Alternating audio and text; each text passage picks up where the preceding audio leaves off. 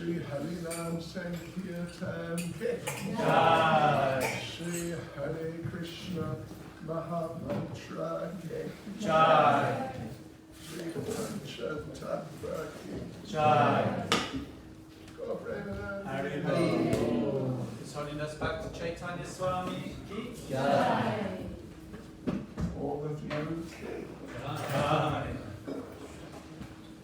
Thank you. So thank you everyone for coming this evening. And yes, tonight's topic, as we announced before, is how to strengthen our sadhana, or how to strengthen our spiritual practices.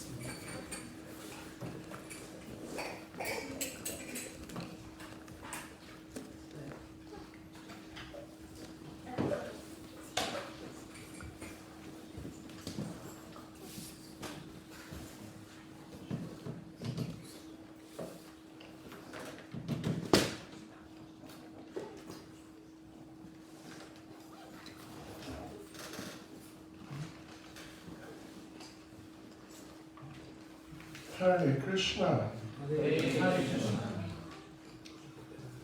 Yes, well, welcome everyone. And you may have heard a piece of news is that due to circumstances beyond our control, I may have to stay here till Saturday morning. I'm so sorry. Gosh, you'll have to tolerate me for a few more days. Anyway, what to do? It's just in our temple in London, in Soho, there's a sort of an outbreak of COVID, would you believe? Amazing. And I, remembering what happened to my very dear friend Bhakti Charu Maharaj, I don't know if you know that story, but I don't want to, I put it this way, I am strongly opposed to getting COVID. So anyway, I'm sorry, but you'll have to put up with me for a while longer. What a shame. Anyway, we'll try and make the most of it, Yes, okay, so, Sādhana Bhakti. Let us have a look at the subject of Sādhana Bhakti and some things we can do to strengthen our sadhana bhakti and strengthen us in Krishna consciousness. But first of all, let us recite a verse which is dedicated to the 6 Goswamis of Vrindavan, of whom Srila Rupa Goswami wrote Bhakti Rasamrita Sindhu, which Prabhupada translated as the nectar of devotion, because ideas about sadhana bhakti, what to do about it, it's very good to refer to nectar of devotion because it's just got so much relevant information. I hope. Well, anyway, let's see what happens when I recite a verse. I mean, one line of a verse. Let's see how many of you respond or can respond. Okay, are you ready? Yes. Nana Shastra Vicharinayika Nipano Saddharma Samstapako.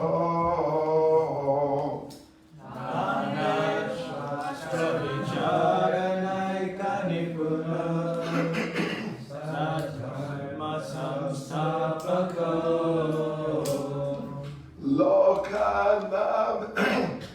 Karino Tribhuvane Manyo Sharanya Karo.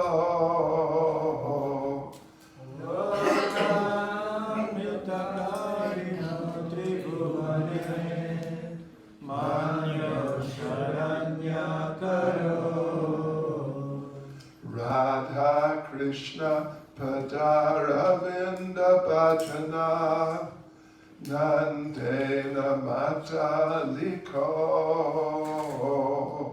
Radha Krishna Padaravinda Bhajana Nandena Mataliko.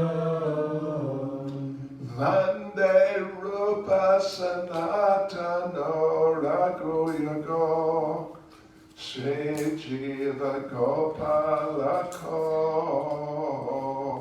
Vande Rupa Sanatana Raghuyago Sri Jiva Gopalako. Vande Rupa Sanatana Raghuyago Sri Jiva Gopalako. Vande Rupa Sanatana Raghuyago Sri Jiva Gopalako. So the translation, I offer my respectful obeisances unto the six Goswamis, namely Sri Sanatana Goswami, Sri Rupa Goswami, Sri Raghunath Bhatta Goswami, Sri Raghunath Das Goswami, Sri Jiva Goswami, and Sri Gopal Bhatta Goswami, who are very expert in scrutinizingly studying all the revealed scriptures with the aim of establishing eternal religious principles for the benefit of all human beings. Thus, they are honored all over the three worlds, and they're worth taking shelter of because they're absorbed in the mood of the gopis and are engaged in the transcendental loving service of Radha and Krishna. Yes, so devotees, let us begin. Let me just chant some prayers myself, or you can join in if you want. Namo Vishnuvare Krishna Presta Bhutale Shrimati Bhakti Vedanta Swami Namane Namaste Saraswati Deve Gaura Bhakti Pracharane Nirvishesha Shrimadhi Astricha Deshatarane Vanchikapa Turubhyascha Kripa Sindhu Pya Evacha Patitana Pavanebhyo Vaishnavebhyo Namo Namaha Sri Krishna Chaitanya Prabhu Nityananda Shri Advaita Gadadhar Srivasadi Gaura Bhakta Hare Krishna Krishna Krishna Hare Hare Hare Rama Rama Rama Hare Hare. Yes, devotees, before I start referring to the nectar of devotion directly, which I will do shortly, but before I do that, let me just mention to you some, I would say, very important and very effective principles of Krishna consciousness, which very much help us if we are trying to render or perform sadhana bhakti. Perhaps first I should just explain very briefly what we mean by sadhana bhakti.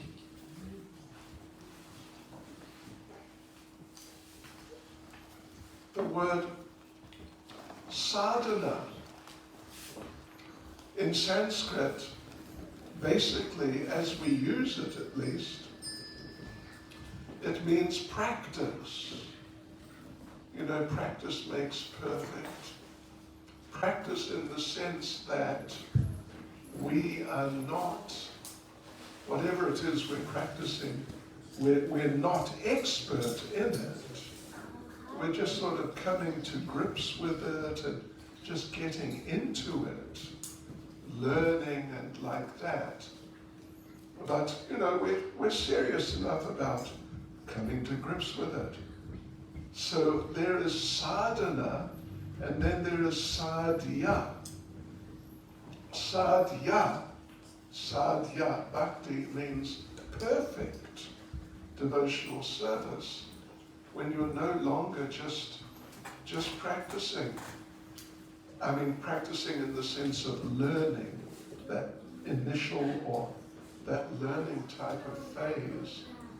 The learning type of phase, I can, refer to a verse here in Srimad Bhagavatam, which makes an interesting statement. It's 3rd canto, Srimad Bhagavatam, chapter 25, verse 25. Satam prasangan mamavirya samvido bhavanti hrit karna rasayana kata taj joshanad ashvapavarga vartmani shradavatir bhaktir anukramishyati, which means, in the association of pure devotees, discussion of the pastimes and activities of the Supreme Personality of Godhead is very pleasing and satisfying to the ear and the heart. By cultivating such knowledge, one gradually becomes advanced on the path of liberation, and thereafter he is freed and his attraction becomes fixed. Now, listen to this. Then, real devotion and devotional service begin. Means, like, we're talking about really an advanced level here of real devotion and real devotional service. Not that what we're doing is unreal or is just some sort of, fake, or whatever you might say, or something like that. And now, in a while, or after some time, we're going to do the real thing. But the thing is, the difference here is between the stage where you're practicing and learning and just trying to get into it and avoid doing the wrong things and trying to do the right things. This is the stage of sadhana or practice. Whereas sadhya means perfect devotional service. Basically devotional service on the level of love of God or very close to it. Maybe the level of bhava. Anyway, that's a little aside, but sadhana bhakti means we are not proficient. We're really not proficient in devotional service, but we are trying. We are really making an effort to, become proficient. This thing. It's a very humble microphone. Yeah, that's what I was trying to do.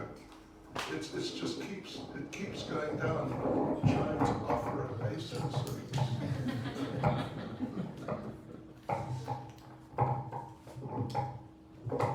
Thank you.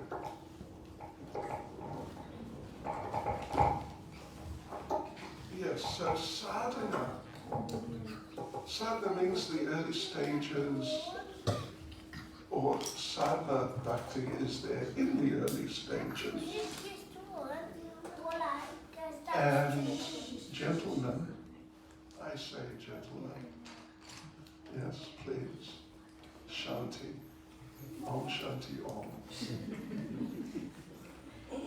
So if you happen to be on that sort of stage, which, don't mind me saying it, you all are, or we all are, then there's certain things you can do And certain things you definitely should not do, but let's focus on the things that you really need to do to progress in your sadhana bhakti and to become more, well, proficient and better situated and sort of stable in Krishna consciousness, stable on the spiritual platform and not kind of veering off or veering down into material things too much, or maybe, hopefully, not at all. So there's certain things you can do to really get your sadhana together as much as possible when you are on that type of level. You're basically a beginner, or, something like a beginner, or not necessarily, it would definitely include beginners, but maybe you're on a middle level actually. You're still involved in sadhana bhakti, you're not involved in perfect bhakti. So there are some things that you can do which will help greatly. Well, I imagine so many of you, perhaps you all know, that the foundational activity that we perform in sadhana bhakti, but just not only in sadhana bhakti, even in perfect bhakti, but particularly for us in sadhana bhakti, the foundational thing is to chant the holy names of the Lord. But the thing is, when chanting, one way to put it could be that there is chanting and there is chanting. Depends which of the two you're doing. Did I mention yesterday? Can't remember. That there are 3 sort of like rules in regard to chanting. Did I mention that? One of the days I did. That first rule is, when you chant the holy names, you must chant attentively. That's rule number 1. Rule number 2 is that you must chant attentively. And rule number 3 is that whatever it takes to do it, you must do it, but chant attentively. Did you get me? And anything else is sort of just kind of by the way, and it's not really of such tremendous importance. But here's some things. Well, make a note of that if you want to really sort of learn something. So now this is something very practical. It's just totally practical, but it is very effective. The very first thing to do, devotees, is get up early in the morning. Now, I cannot emphasize this too much. Get up early. What does getting up early mean? What does early mean? Well, according to Srila Prabhupada, generally, early would mean by about 4 in the morning. If, that's a bit too much of a challenge, then, by 5, when you start getting to the point of getting up by 6, well, it's not really going to work so well. Yeah. Did I mention? I mentioned somewhere, I must have. Generally every morning, I set my alarm system for 3:21, not 3:22, and not 3:20. This is just This is just the thing I do. If I take rest early enough. Yeah. So first point, get up early. Get up to the vertical platform from the horizontal platform. You understand what I mean? Horizontal. Yeah. Because Krishna consciousness begins from the vertical platform. When you're up, you can't really practice Krishna consciousness when you're in the horizontal platform, when you're still lying down, etc. Yeah, it's not, can't be taken seriously at least. So we should get up early. Once we've got up, we should have a nice shower. Shower is better than a bath, lying down in a bath full of water, because where's all the dirt going to go? If you're just lying there, you're just going to be bathing in your dirt. So shower is really the way to go, because all the dirt just comes off. So you take a nice bath and you do other things, you brush your teeth, etc. Then, next thing you do, you put on some nice clean clothes. And then, hopefully, if you've got a husband or wife, a partner, or maybe you've got some friends, if you're staying with some friends who are devotees, then they also do the same things that I've mentioned so far. And then you would go to your, hopefully you've got some sort of altar at home. It's unlikely to be quite on this scale, but something at home you can have with at least pictures. The least would be a picture of the Panchatattva,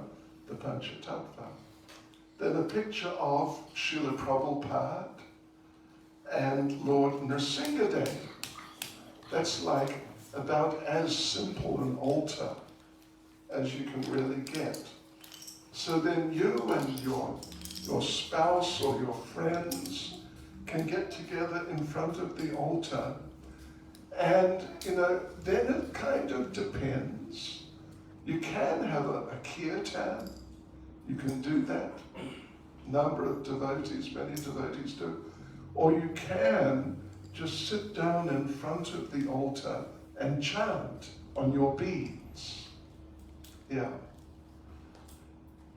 And if that's what you do, or even if you say you have a kirtan for a little while, then you sit down and chant on your beads, then it is recommended, and it's good, to play a recording of, for example, Srila Prabhupada, or maybe some other, one of our current devotees, very senior devotees, chanting japa on their beads, but play it quietly.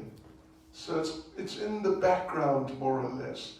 Not it's the main sound that there is, but so that it's quiet, it's in the background. And so you can focus on your chanting and playing. Generally I would use, if I do this, I would use Prabhupada. And it's just quietly there in the background, giving a little support. And you can chant in front of your altar as long as you can. Depends. I assume, the majority of you are going to work. Some of you may be studying, so at some point, fairly somewhat early, you may have to get yourself together for going out to work or to university. So anyway, that's okay.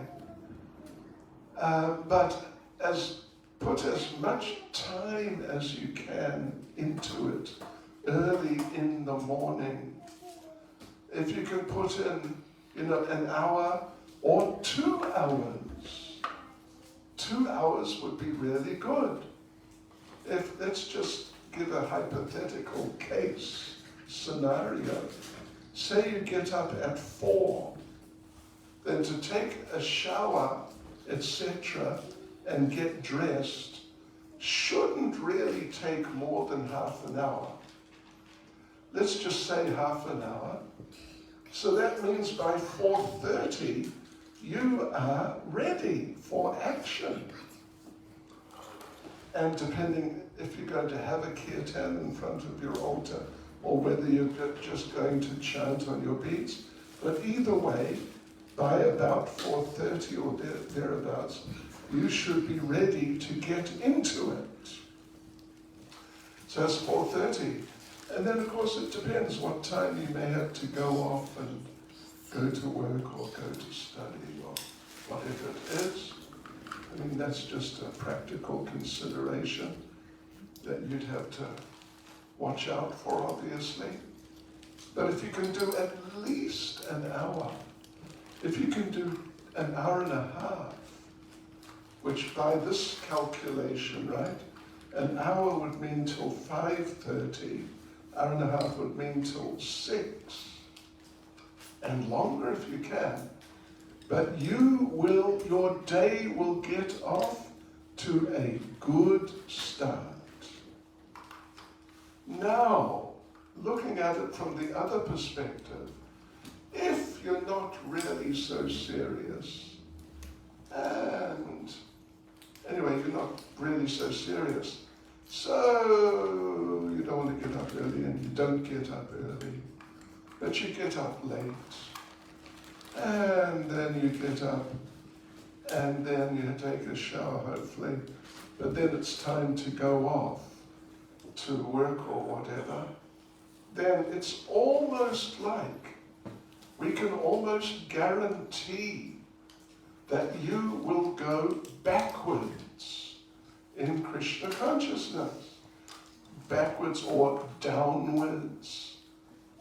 Yeah, it depends what you want to do. If you really want to progress, then try and do the sort of thing I'm suggesting, like getting up hopefully before 4, or at least before 5. But before 4 is best. You know, one of our devotees, His Holiness Bhakti Caitanya Swami, who some of you I'm sure have heard about, very kind of dynamic devotee. According to him, someone asked Prabhupada, what would be an acceptable reason, not an excuse, but a reason for not getting up early, for getting up late? What would be an acceptable reason? And you know what Prabhupada's answer, we're told, was?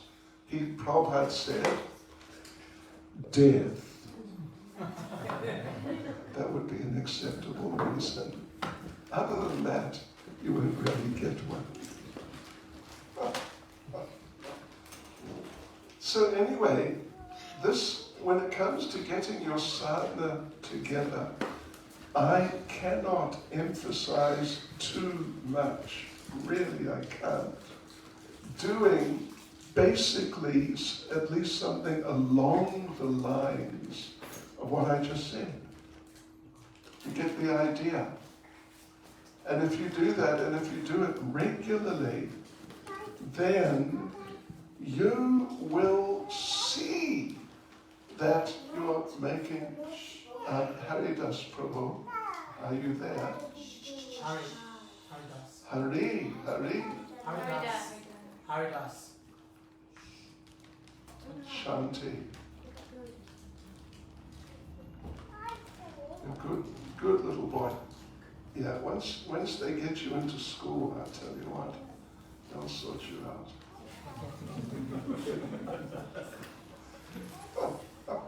He'll be different in one year. He'll be a different young man. Anyway, yes.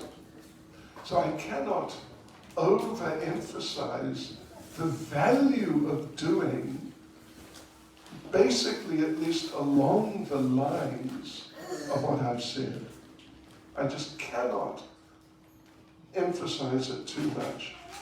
Yeah, I mean, we could just record me saying that and just keep playing it over and over for an hour or so, and it would not be wrong. It would be good.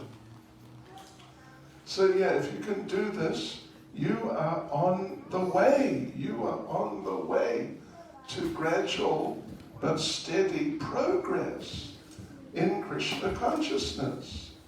And you will feel it. You'll feel it and you will see it in yourself and in your life. So, anyway, yeah, so if I was you, I'd make a note of these things and really see what you can do. Now, here's a couple of, or at least an embellishment. The best time for chanting is in the morning. The best time, the times that I've mentioned.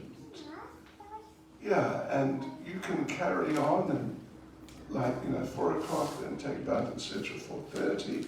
Then you get started 4:30 and you carry on for, well, as long as you can, until you have to eat something or just go off to work. You try and follow this. Now, the thing is this, at a point, and it is important, that usually it'll take longer, certainly it'll take longer than 1 hour to chant 16 rounds. 1.5 hours, if you're a bit of a speed freak or something, if you're really, one of these fast chanters, 1.5 hours is not impossible. Depends what mantra you're trying to chant. Because there are different versions. Prabhupada, I'm told, heard one devotee trying to really chant really quickly, get it done. And he was chanting something that sounded like the following. What was it?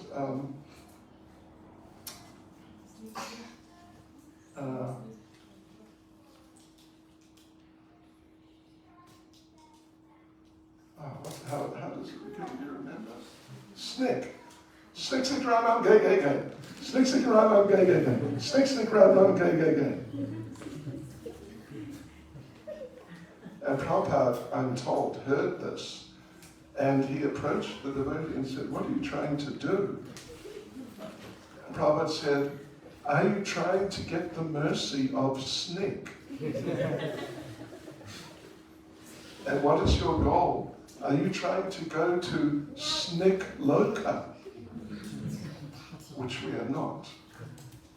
So yeah, that's, if you really try and race, you end up not chanting properly. And there are different versions of improper chanting. But one is this. Well, you've heard of the Hare Krishna Maha Mantra, but maybe you haven't heard of the Hare Krishna Mini Mantra. Did you hear of that? The Hare Krishna Mini Mantra, there are different versions, but one version goes like this, and I have heard one devotee, he just was in the habit of chanting this version. Just listen. Hare Krishna, Krishna Krishna, Hare Hare, Hare Rama, Hare Hare. Get your rounds chanted quicker. Yeah. Or there's also a Hare Krishna Maxi Mantra, which goes something like, different versions again. Hare Krishna, Krishna Krishna, Hare Hare, Hare Hare, Hare Hare, Hare Hare, Rama, Rama, Rama, Rama, Rama, Rama, Hare Hare. This is a Maxi Mantra, which is better than the Mini Mantra. It's just not the right thing. We should chant the actual Hare Krishna Maha Mantra. Hare Krishna, Krishna Krishna, Hare Hare, Hare Rama, Rama Rama, Hare Hare. So now, say you got to go to work, and maybe my suggestion or Prabhupada's suggestion of getting up at 4 or before 4, maybe that's a bit demanding for you. And in the beginning it may be. And we don't want you to start stressing and like that. I mean, you've got to do a bit of time management. You're going to get up, say at 4, then you need to go to bed at a reasonable hour to allow you to get enough sleep. Otherwise, if you don't get enough sleep, even you set the alarm and you get up, but you've only had, 4 hours sleep or something like that, and it won't work, because if you sit down to chant, you'll fall asleep, and it'll be a battle. And even in some cases, you may stand up and chant, and you may almost fall over, because you fall asleep while standing up. So this is, a bit of time management. If you set your goal, at least for the time being, I want to get up, I am going to get up by 4, then you have to see how much sleep you need. But generally, Prabhupada talked about 6 hours, or like not more than 7 should be enough for the average physical system. But you have to see what you can function with.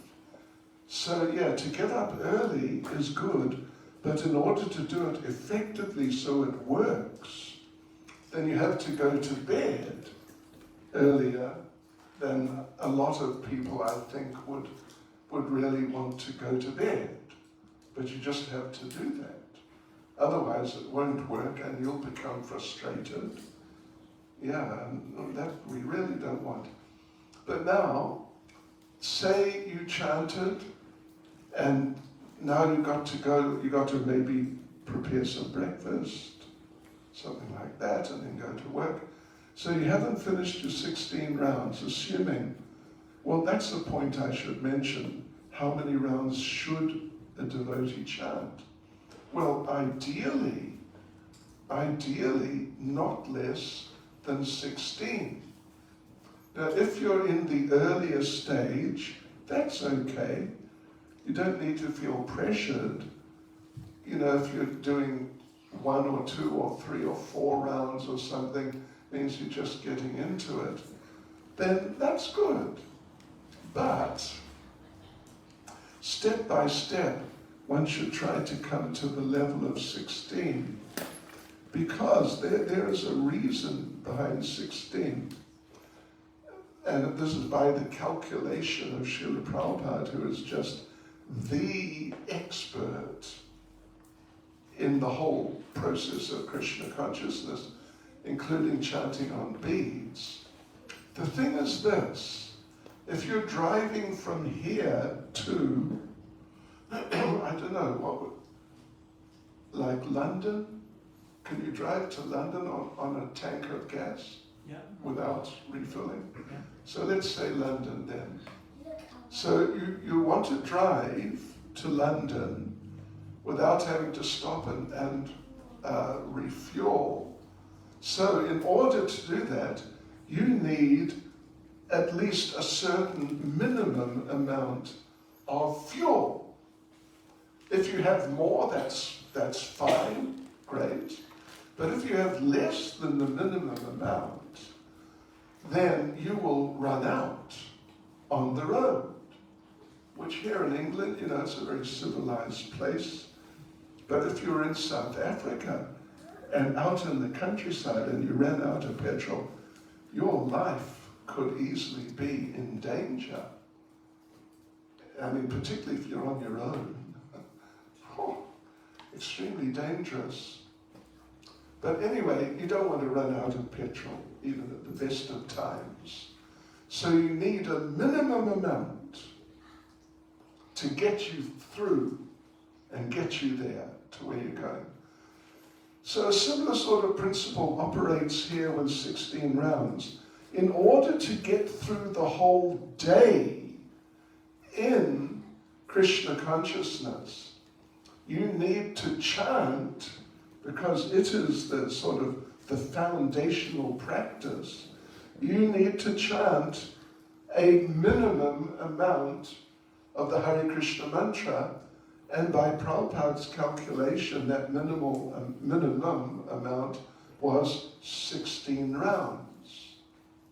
If you do 17, if you do 20 or whatever more, that's just fine, that's just great. But at least you need the minimum. Otherwise what happens is, like you start running out of petrol in your car, you'll sort of start running out of steam in your Krishna consciousness during the course of the day, and your mind will tend to sort of, filter off into other areas of thought, thinking about other things. So therefore Prabhupada said 16 as the minimum. So now say you chanted, let's for argument's sake, 10 rounds. What you going to do about the other 6? What you going to do? Well, in a sense you've got 24 hours. So, you could theoretically just chant them anytime. But the second best time for chanting on your beads is in the earlier evening. What's it now? It's 7:30, maybe from 5:30 onwards. It's not as good as early in the morning, because early in the morning, it's more peaceful outside. Your body and your mind is rested, and so some nice energy is there in you and just around you. There's no cars buzzing around and making a noise, or people running around and all that. So, during the day, like when you're at work, you can always, if you get a little tea break or lunch break, you can go and chant a few rounds. That's okay, that's good. But really, a better time would be to do them in the evening, not late, because then you're going to be feeling a bit drowsy and tired. And in general, you'll probably feel a bit tired after a day at work anyway. But that's the second best time. Yeah. So there you go, devotees. These are some basic points. And if you really try to do just specifically what I said, then, I can basically guarantee if you apply yourself, you will see yourself making progress. And you'll feel yourself making progress in Krishna consciousness. And it's very encouraging when you see that actually you're doing better step by step. Right, so how's that? Are you okay with that? Yeah? And like I said, if 4 o'clock seems a bit too drastic, 5 o'clock, may work. It will work to some degree, but I would strongly suggest trying to adjust things so you can get up by 4 o'clock on a regular basis. You don't need to watch so much TV, do you? What is the most popular program on TV in Newcastle? Netflix. What? Netflix. Program. You don't know. Well, I think nowadays everyone watches, he was saying Netflix, which has millions of things on. So it's not like the old days when there was like 4 channels and then there would be something that everyone tunes into. It can be so many things. I see, okay. So Netflix. Anyway, if you don't know what is the top of the pops on television, good on you. If you do know, well, okay. But anyway, please do note these things that I've said, because when it comes to getting your sadhana together, it works. It really works. It really works. Now I'm going to go on to something a little more advanced, and I hope it's not too advanced for all of you nice devotees and everyone. In Nectar of Devotion, if you happen to have a copy at home at least, you can look there later and just check this. In chapter 6, well, let me just say that Nectar of Devotion, from chapter 6 to chapter 14, is an analysis of sadhana bhakti. And actually it even begins a little bit before that, but he really starts to examine things in detail, starting with chapter 6. And in chapter 6, Prabhupada, Srila Rupa Goswami, they list out 64 rules. 64 rules. Now, what we're going to focus on is the first and second groups of 10.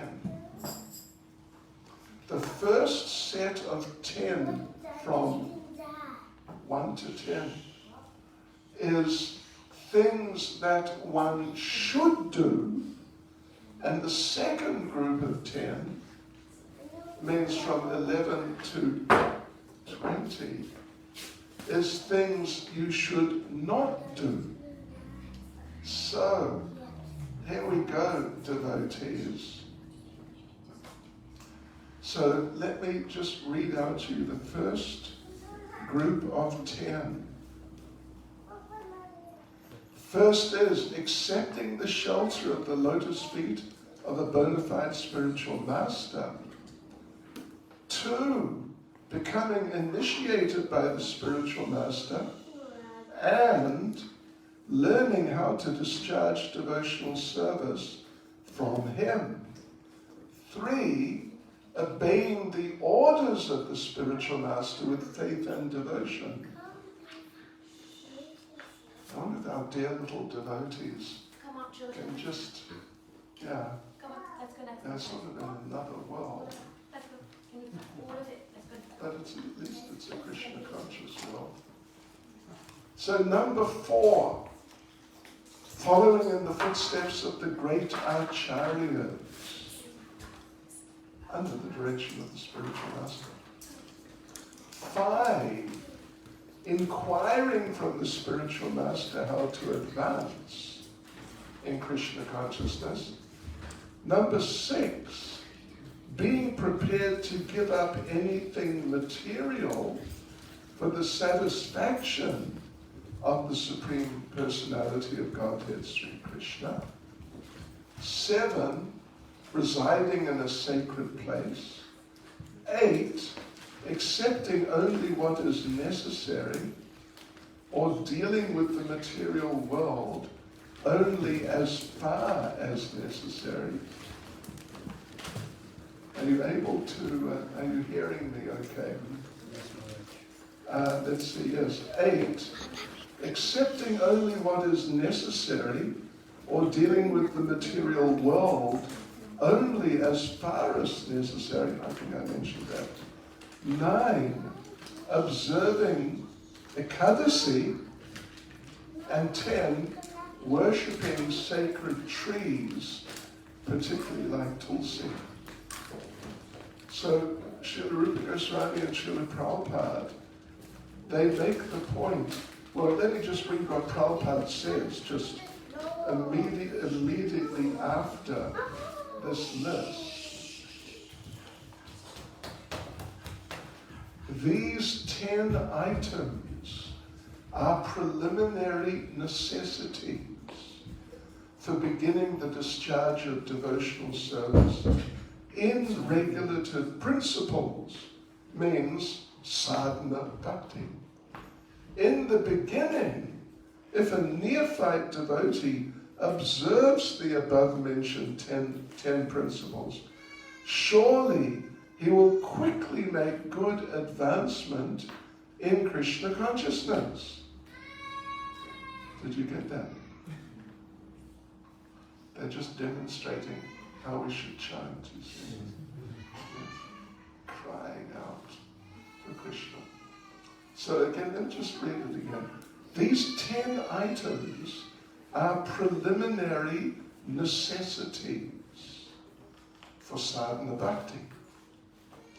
And in the beginning, if a neophyte devotee, that's us, by the way, observes these 10 principles, surely he or she will quickly make good advancement.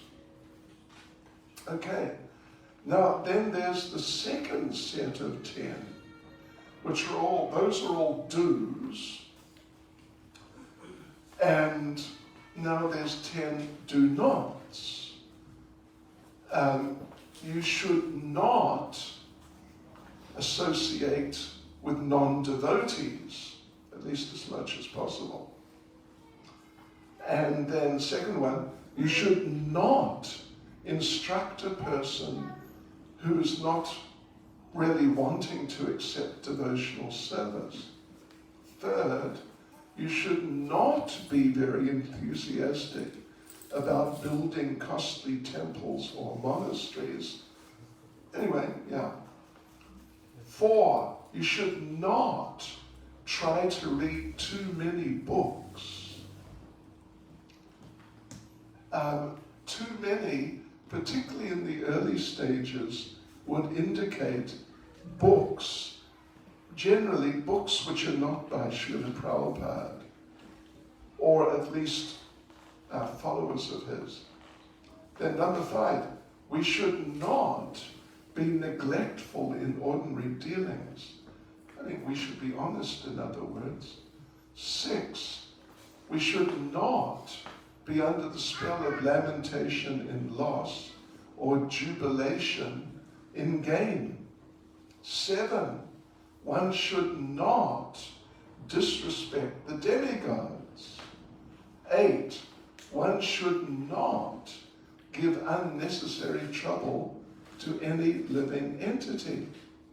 9, one should carefully avoid the various offenses in chanting the holy name of the Lord or in worshipping the deity.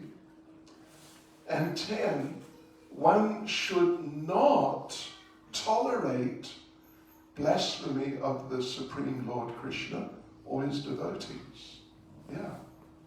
So now then, what is said about this list of 10 is that without following the above mentioned 10 principles, the second group of 10 principles, one cannot properly elevate himself or herself to the platform of sadhana bhakti, or devotional service in practice. So altogether, Srila Rupa Goswami mentions 20 items. 10 we must do, 10 we must not do. And all of them are very important. Now here, catch this. Are you with me? Are you still awake? Are you still alive? Yeah? Okay. Altogether, Rupa Goswami mentions 20 items, all of them very important. Out of the 20, the first three are the most important. What are the first three? Accepting the shelter of a bona fide spiritual master, taking initiation from him, and serving him with respect and reverence. Prabhupada says these three out of the first 20 are the most important. Haribol. Did you catch that? Yeah, if you don't have a recording device, or if you're not writing it down, get a copy of this. You know, I hope we're recording this. Are we recording this? Yes, we are. Yeah, we are. Oh, good. Okay, yeah. So I would get a copy of the recording. I mean, I just read what Prabhupada said, basically. You know, not that I'm some sort of expert, but here it's like a focused look at what Prabhupada says to us.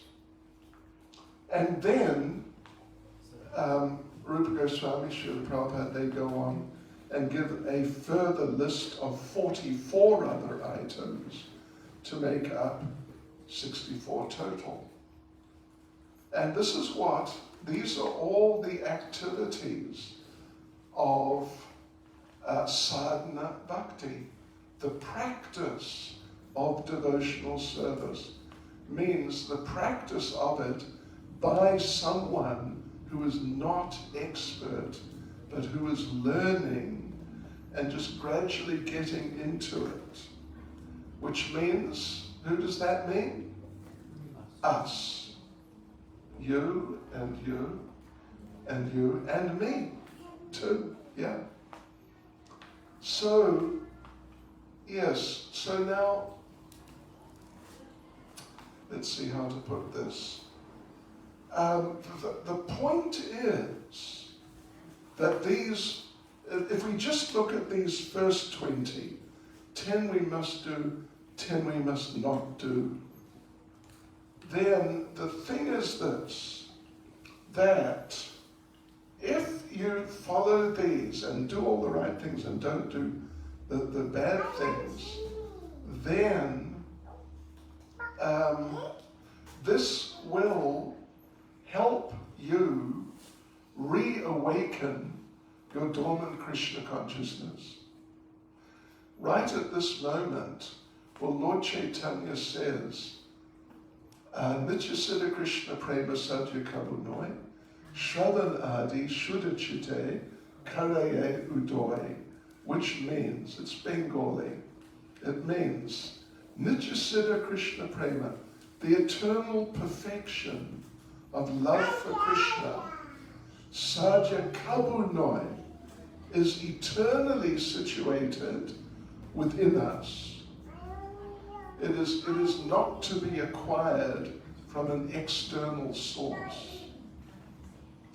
But Shravan Adi, it's a sort of Vedic grammatical particular, what would you say? Not a trick, but just a way of expressing something. If there's a list of things that you should do, but you don't want to give the whole list, but you expect people will know what the list is, and you're just referring to the list. In this case, it's the 9 devotional activities. Shravanam, Kirtanam, Vishnu, Smaranam, Padasevanam, Archanam, Vandanam, Dasyam, Sakyam, Atma Nivedanam. Those are the 9 main devotional activities. So he wants, Lord Chaitanya, in speaking that verse, he wanted everyone to note, yeah, we must, if we do these 9 activities, but it's like a grammatical device. What he says is Shravan Adi. Shravan means to hear, it's the first one, and Adi means the first. So it's this list, beginning with hearing. So he's indicating the whole list. So Shravan Adi Shuddhachite. If you perform all the 9 devotional activities, beginning with hearing, Shravanadi Shuddha Chitte, then your heart will become cleansed. Shravanadi Shuddha Chitte, Karaye Udoy. And that dormant, that Nitya Siddha Krishna Prema, the eternal perfection of love for Krishna, which is within you, it will rise. Udoy in Bengali means like the moon is rising, the sun is rising.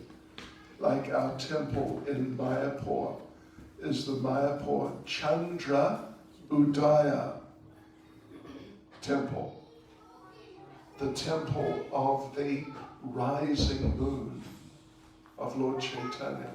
So this is Shravanadi Shuddha Chitte, Kalaye Udoy. That dormant love of Krishna which is there but, sort of obscured at the moment by our absorption in material life. But that eternal perfection of love for Krishna will rise in your heart if you perform these activities. They will facilitate, these activities will facilitate the rising of what is already there and sort of the coming out of everything which is there within. Facilitate. Not exactly cause, but facilitate. Because the love for Krishna is already there. And you don't have to acquire it from an external source. But you just need it to rise and come out into the open.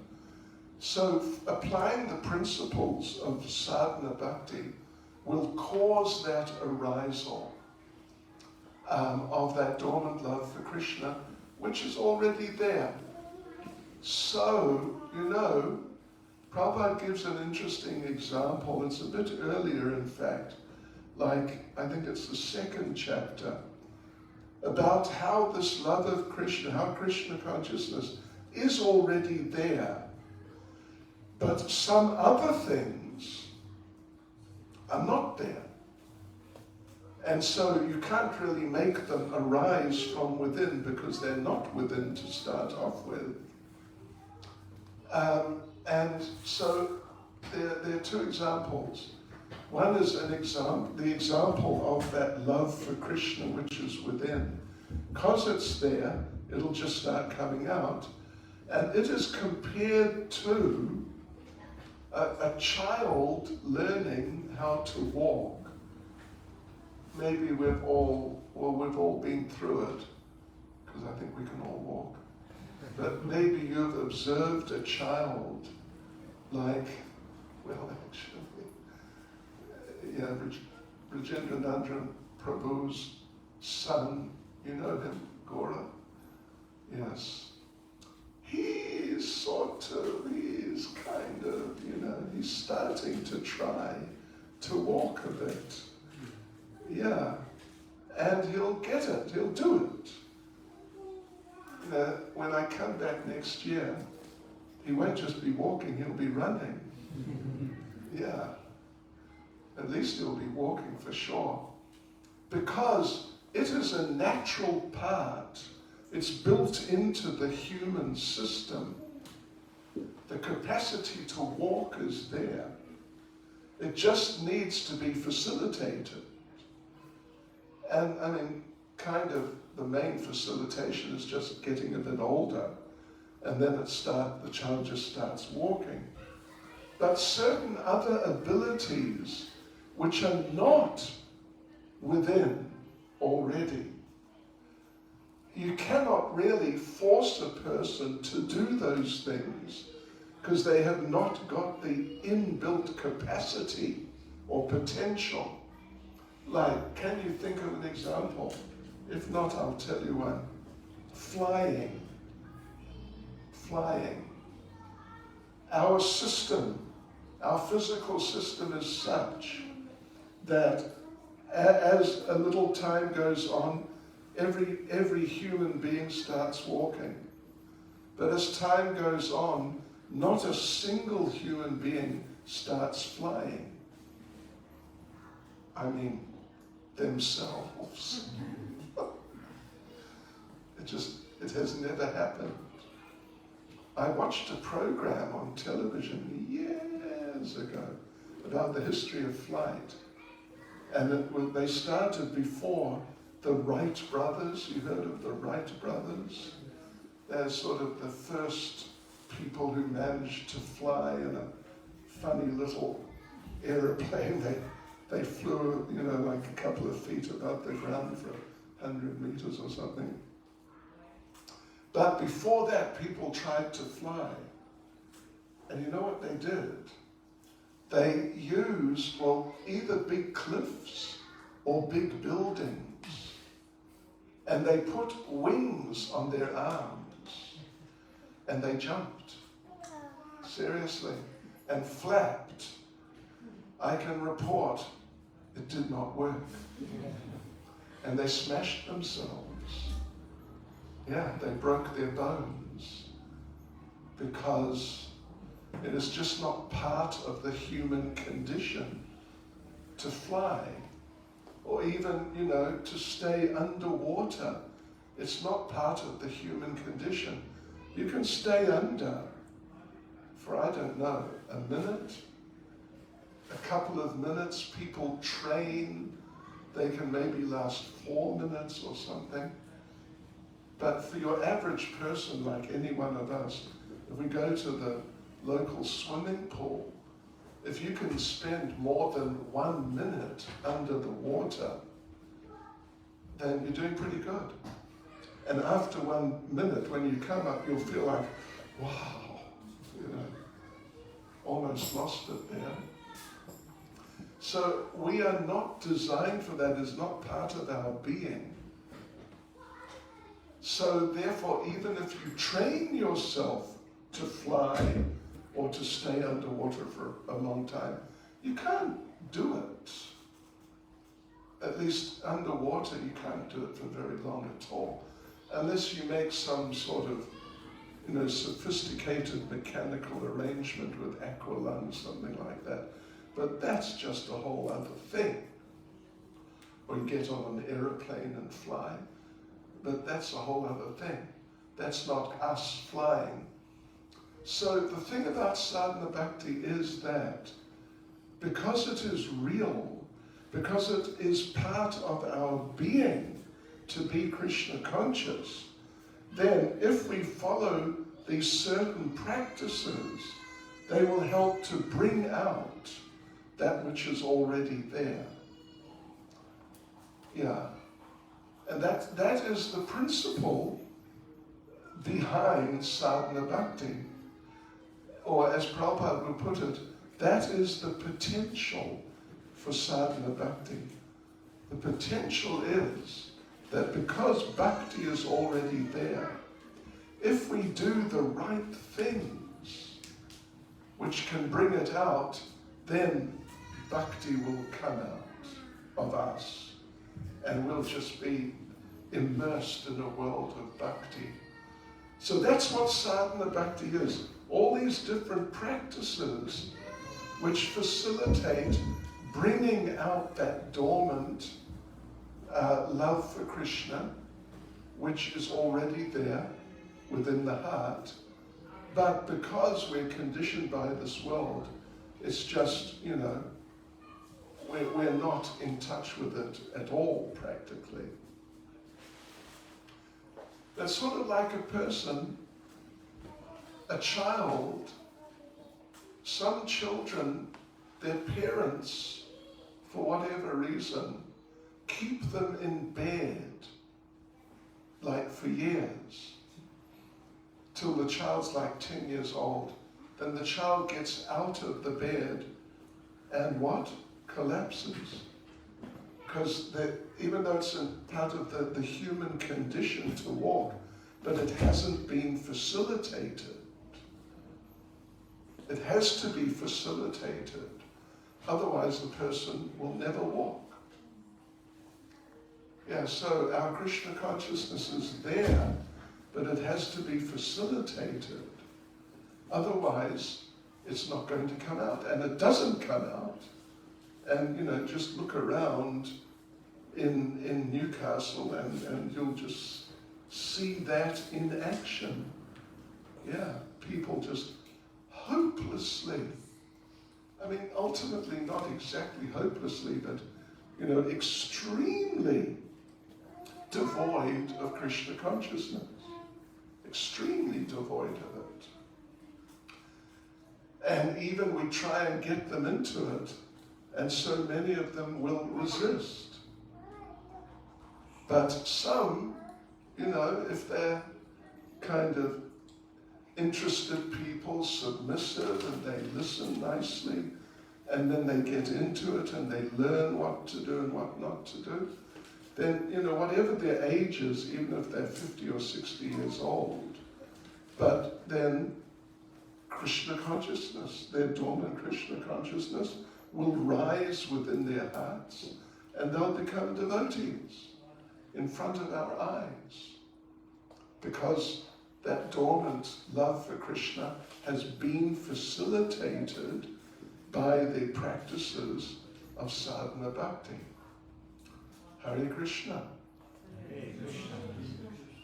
So, devotees, when I've been coming here for quite some years, and I've observed myself, but also I've been told by devotees like Chaitanya Vallabha Prabhu and Jagannatheshwari Devi Dasi, that all of you devotees here in Newcastle are very intelligent. I have been told by reliable sources. Oh, is that her there? Anyway, and that you're very, interested in these things and taking it seriously and so on. And that you have many questions. This is what I heard. So anyone have a comment or a question? Yes, sir. Thank you, Your Holiness. Your Holiness. From what you were saying, I thought about the prasadam that we're going to eat soon. This word comes from pra and sat. It means literally to sit forward. Sat means to sit. But in connection with what you were saying, sat also means, so the prasadam is an offering, an honoring, an offering to Krishna, outside of the offering to Krishna. But sad also means to dwell, to live.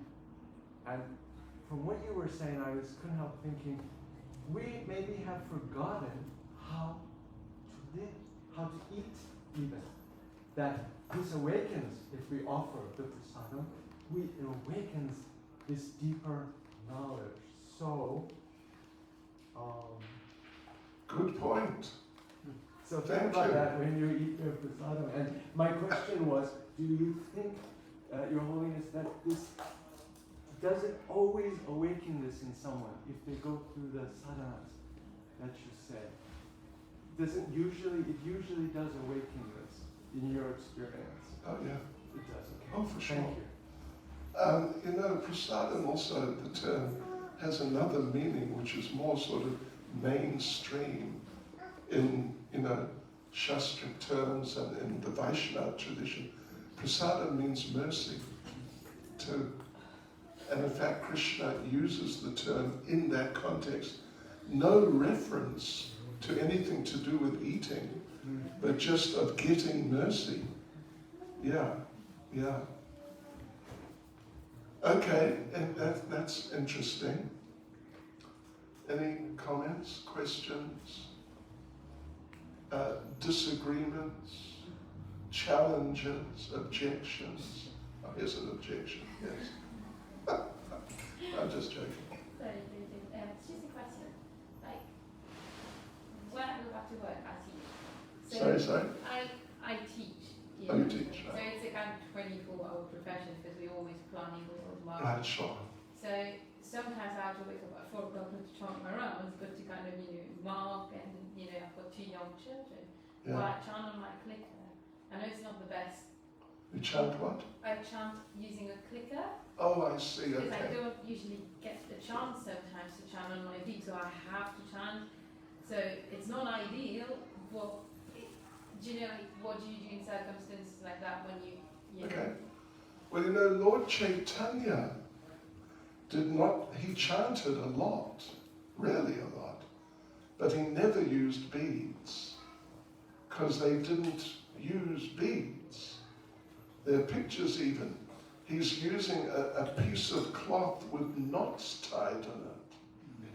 So, you know, ultimately, the bottom line, at least, I mean, some things may be better, some ways of doing it may be better or worse than other ways, but the bottom line is to keep track of the number, because this practice is there in the Vaishnava history, that the devotees are given a certain number of mantras to chant. And, you know, you can't keep track within your mind. So you have some sort of way of keeping track. You know, the beads, particularly the Tulsi beads, are very nice because they're sacred. And just touching them helps and adds to the whole spiritual effect of what you're doing. But ultimately, the idea is to keep track of the number. And in certain types of situations, it may sort of not be appreciated, or it may just look odd or something. Some sort of sociological problem may arise. You know what George Harrison told me? He said, because he would just go around with his bead bag and beads and chant, and he said a number of people asked him, "Oh, what happened? You know, what happened to your hand?" And he would say, yeah, I hurt my hand. Some sort of bandaged up or something, just to avoid, you know, having to get into a whole thing. So to use a clicker, well, Rajendra Nandan Prabhu has an excellent clicker. It's a Vaishnava clicker. Every 108, right, it registers around. Maybe you have one of them. If not, you should get one. Yeah, otherwise you have to keep calculating, you know. So many 100 times I've clicked, how many rounds is that? One thing that, well, there was a phenomenon going back, I mean, like at least 20 years or more. A lot of devotees were using clickers. And they would call it the metal mala. And what a couple of devotees did was they got a Tulsi bead, cut it in half, and glued it onto the top bit that you press down each time.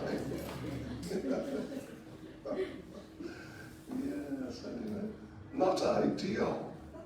But if you're in a situation where, you know, at work particularly, where people, like even your authorities, may take exception to it, then, you know, carrying your actual bead bag and everything, then you may have to strategize in another way. So that's as far as just the use of that particular item is concerned. But otherwise, you know, we should try our level best to do some time management so we can actually do basically that sort of schedule I was talking about. I know some couples, because, you know, children when they're small, they need constant attention, and you can't just leave them and go off for half an hour because it'll be a problem. So one day the husband stays with the children, and the wife, she just does, you know, the whole program as much as possible. And then the next day, she looks after, and he now is free to. So to do something like that, something along those lines would be good. But it's a fact, and you can feel it, that when you chant in the morning, early morning, you can just feel, wow, it's better, it's nicer, I'm sort of feeling freer, refreshed and clear. So as much as possible, we should try and do like that. Yeah. And I'm not making a serious suggestion, but, one could consider, not that it, like I said, not a serious suggestion, one could find some other form of employment. One could. Like I said, I'm not making a serious suggestion, but, ideally, devotees should find some form of employment. Generally some form of employment has to be there in most cases, but should try to find a form of employment where you work as little as possible, but you earn as much as possible, and you have lots of free time, spare time. And I know some devotees who have done that. Yeah. And I know one devotee who, maybe I shouldn't even say this, but it's actually true. He got his wife to work, and he doesn't work. He's just, it's Shamananda, if you know Shamananda. Yeah. And he's free to organize the Krishna consciousness movement in Vilnius, Lithuania. And his wife is, she's very nice. She's a teacher. She lectures like the police and the army and about some whatever things. Hare Krishna. Okay, yes, okay, last one. A quick one, Maharaj. The verse where you mentioned about bhakti already being there within the heart. Would you mind telling me the reference? Okay, let me just look it up. It is Chaitanya Charitamrita, Madhya Leela, chapter 22, and the verse number, hopefully I can tell you in a second.